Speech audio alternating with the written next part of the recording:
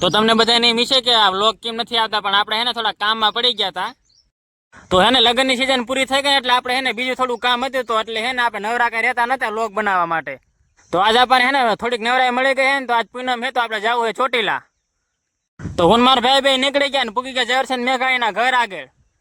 ઓલી બાજુ હેને ટ્રાફિક ફૂલ હતું એટલે આપણે હેને સ્પેશિયલ હોન્ડા મેકવા માટે જ આવેલા હતા. તો શું પછી આપણે પૂગી ગયા સાવનમાના ગેટ આગળ ને ના જો ફોટા બોટા બધે પાડે હે ને. ફોટો તો આપણે પાડો તો પણ ટ્રાફિક જ એવડો હતું તો આપણો કાંઈ ફોટો પાડવાનો મેળ આવ્યો નહીં. તો શું પછી આપણે ધીમે ધીમે ચડવા મળે ગયા ડુંગર.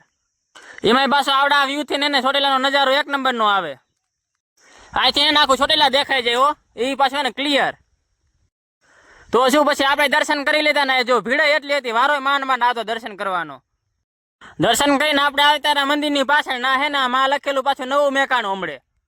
તો દર્શન કરીને આપણે આવતા નીચે ને ના હે ને આવી ગયું તો આપણે વસાડે જાડું એમાં સિક્કા સોરાડે. તો ડુંગર ઉતરીને આપણે આવતા શ્રાવણમાના મઢે ના હોતા દર્શન કરવા જ પડે, એમાં ન હાલે.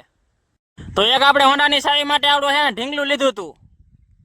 અને એમાં આપણે ચોટીલા આવી એટલે ભાણાભાઈ સમોસા વગર તો કઈ હાલે નહીં, એટલે ભાણાભાઈના સમોસા ખાવા તો આપણે આવવું જ પડે. તો આ બાજુ મારા મામા ખાવા હતા ને આ બાજુ હું સમોસા ખાવા હતો. સમોસા ખાઈને પછી સીધા આવી આપણે હેને ગોલા ખાવા. એમાં એવું હતું કે મારા મામાનો ગોલો આવ્યો નતો તો એ હેને બેઠા બેઠા ફોન જોતા હતા. આ બાજુ વિપુલભાઈ ગોલો ખાતા હતા.